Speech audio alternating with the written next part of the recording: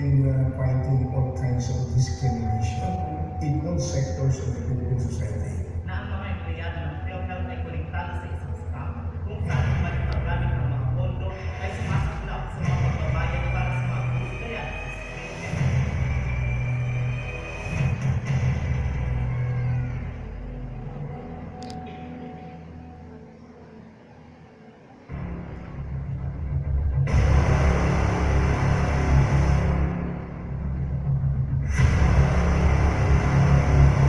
Let it be recorded that this presentation is in a position to so prepare.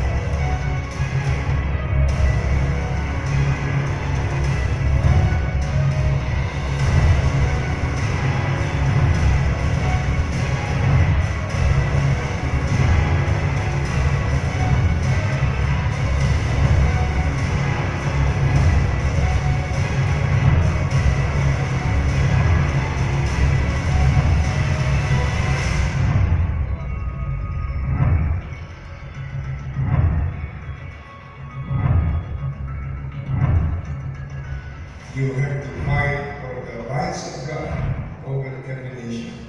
Because God said the earth belongs to Him and the rest of it.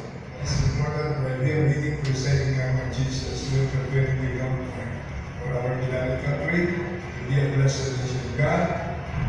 Government is run by righteous people.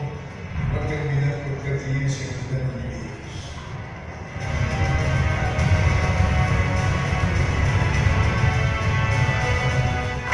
Should be the missionary sending country, and ultimately the Philippines will make an impact to the blessing of many nations in the world, all for the glory of God.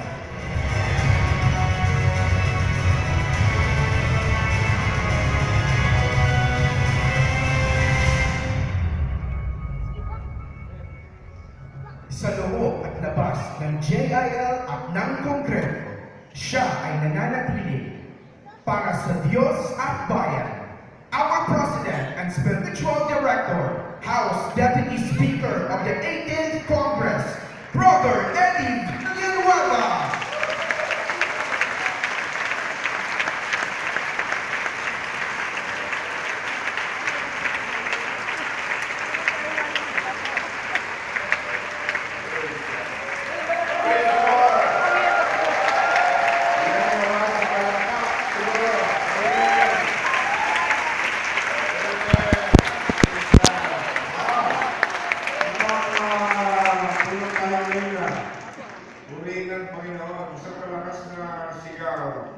Our God is not dead. Our God is not dead. Jesus is alive. Jesus is alive. Jesus is Lord. Jesus is Lord. Over the Filipino people. Over the Filipino people. All over the earth. All over the earth. Jesus is Lord. Jesus is Lord.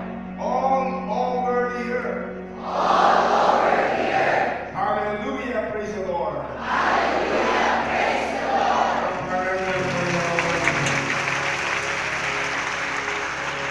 Bigyan natin ng glory, additional glory ating Panginoon, kaligayaan. Let us sing a song. May I request the ever ready worship team ng ating ministry. Sabi ng 1 John chapter 5, verse 7, King James Version Bible, there are three that were recorded in heaven, the Father, the Word, and the Holy Ghost. And these three are one. Sinabi sa Matthew 28, verse 18 to verse 20, Jesus Christ said, "All power in heaven and in earth is given to me. Therefore, go and make disciples in all nations of the earth, baptizing them in the name of the Father, and of the Son, and of the Holy Spirit, teaching them to obey what I have commanded you. Lo, I will be with you until the end of this age." So, there is very clear, there is one God with three persons. Kaya triune God, God the Father, God the Son, God the Holy Spirit. Lahat ng religious movements all over the world na hindi naniniwala sa Trinity, sa Holy Trinity ng Diyos, ay overwhelming evidence ng pagiging kulto. Kaya pumapasok ang maraming contradiction na si Jesus ay hindi Diyos at tao lamang. At kung ano pang mga doktrina ang ipinanganak dahil hindi nila naintindihan, hindi matanggap ang Holy Trinity dahil doon sa katutang na false doctrines ang kumakalat sa buong mundo. This time, let us give glory to our God. Let us sing a great song. Father, we love you. Father, we love you.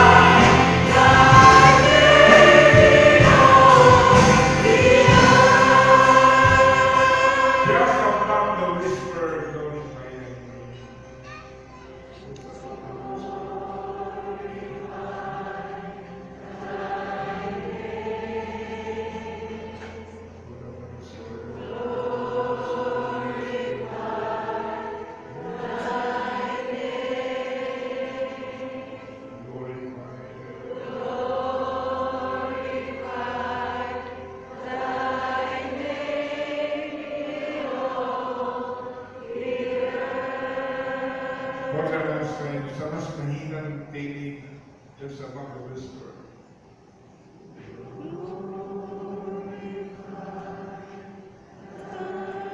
The Lord is here. Feel the holy presence of the Holy Spirit. Yes, Lord.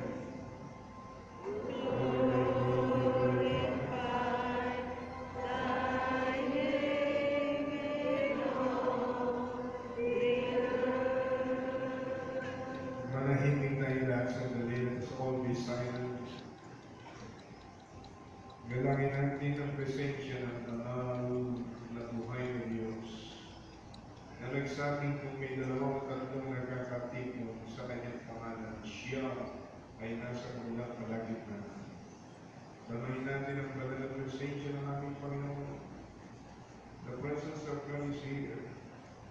The presence of God drives away the works of the devil, the wiles of the devil.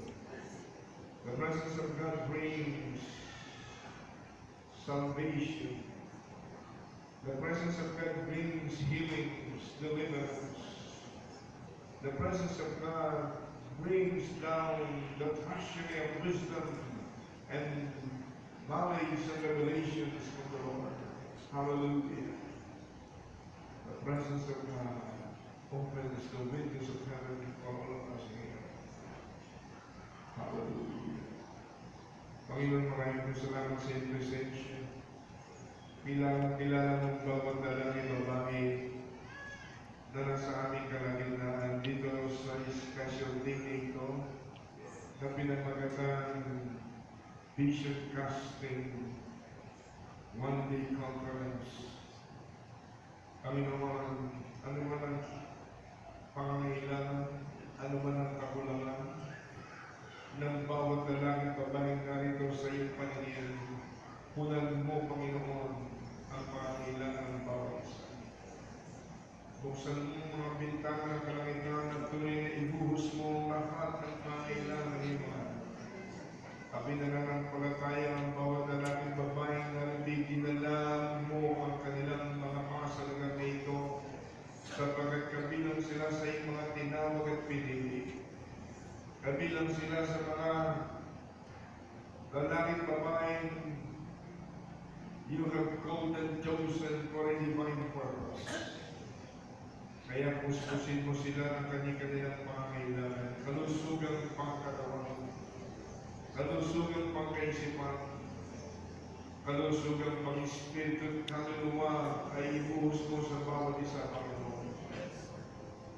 At anuman ang pangangailangan, Panginoon, ipadama mo sa oras na hindi kinutagpo mo na ang kanilang pangangailangan. Sapagat ikaw ang Diyos na tumawag sa bansasakin. Ikaw ang Diyos na tunay na may-ari ng Jesus Lord Church Worldwide Ministry. Ang ministeryong hindi pinanganak sa puso ng tao. Ang ministeryong ipinanganak sa puso ng Diyos at ipinagkatiwala mo lamang sa ating lahat. Salamat po, Panginoon. Continue to move, continue to release the abundance of knowledge and revelations. Continue, Lord God, to speak to each and every one of us individually and corporately. Lord, I confess my nothingness. I cannot do anything apart from you. You know my physical, mental condition, Lord. But your joy is my strength. Your joy is my strength. Precious Holy Spirit, take the center stage right now. Take over the main parts of this program today of your people. You are our teacher. You are our helper. You are our comforter. Hallelujah. You are the executive officer of the Triune God. When you move, when you hover over the waters, Genesis chapter 1 reveals, when you moved and hovered over the waters, then God said, let there be light, and the light was. Let there be a firmament, and the firmament Spirit, the Godhead started creating the litany of creations because precious, wonderful, marvelous, blessed Holy Spirit, you are the executive officer of the Triune God. And you are in our midst right now. Hallelujah.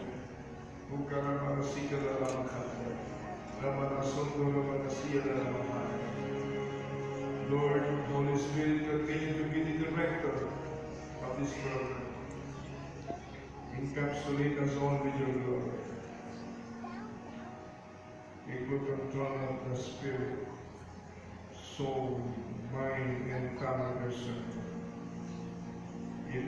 If still there is a need to say anything, let me say it, Lord. In your name and for your glory. Thank you, Lord, for blessing your people exceedingly abundantly, exceptionally. Thank you, Lord, for this historic day will play a very significant role in the glorious history of your ministry, before the eyes of history and before the eyes of eternity. We thank you in advance. Give back you the glory. Only in Jesus' name. And everybody say, Lord, glory be to you. Praise God.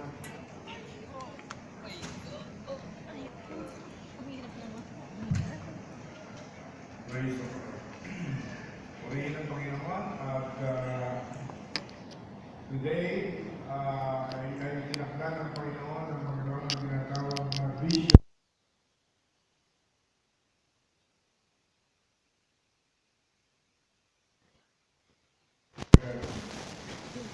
Salamat sa ating mga kapatid, sa mga bumubuo ng leadership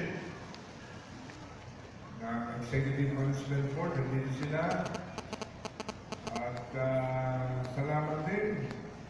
Nandito pa lang mga estudyante ng BESMI. Sumigaw na, taas ka ng kamay. Praise the Lord. Ulitin ko, I apologize for my failure to attend my session. Last other week, Pero may mga araw pa naman. Ang graduation natin ninyo, April or March. Pastor Joey? So, I can still have much time to have a one-on-one talk to all of you.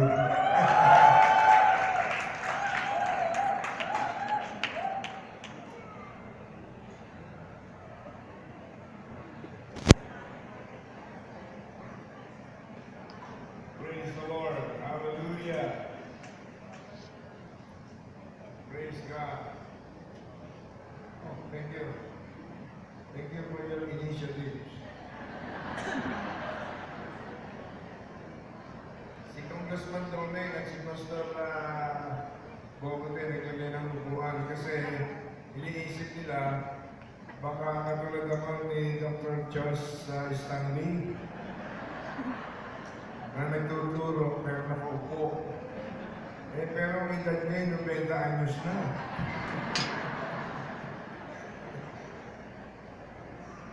Ako naman 73 na ba, Nancy? Ang pakiramdam ko, 40 years old lang.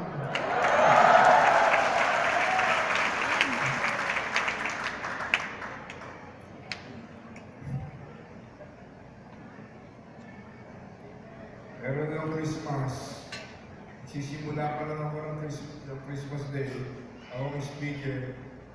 Sa introduction pa lang ako, bigla akong nahilo.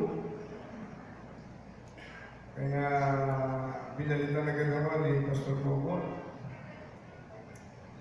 Babawi na ako susunod na linggo. I told Pastor Jojo, I want to preach this Sunday. Yung linggo na preach ng Christmas Day, I will preach. Bispiras, pakiramdam ko, hindi ko kaya. So, nag-excuse na naman ako. Last Sunday, simula ng anointing oil services sa mga JL churches every January. Kaya po ang kalimutan ni Pastor Joey sa abay nakaka 10-15 minutes pa lang ako, biglang nahilo na naman ako. Hindi maintindihan itong espiritu ng hilo nito eh. Ayaw ko bitiwan eh. Kaya pinalitan naman ni Pastor Joey. Pero ngayon, palagay ko, hindi na kailangan palitan kasi doble inspired ako nung makita ko kayo na uhaw kayo sa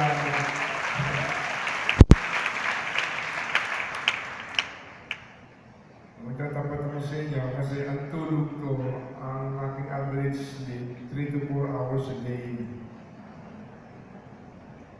Mula nung maging chief caregiver ako ni Sister Doreen. More or less a year ago. Pag alas 2 na, alas 3, alas 4, ang madaling araw, nagigising ako, pupuntahan ko siya doon sa sala, sa living room. Tapos umuupa kami ng isang condominium sa BGC, malapit sa St. Luke's Global. Pag nakita ko nakadila, sabi ko na, lilibangin ko, aawitan ko ng mga gospel songs, healing scriptures. Kaya napilitan ako maging singer instantly.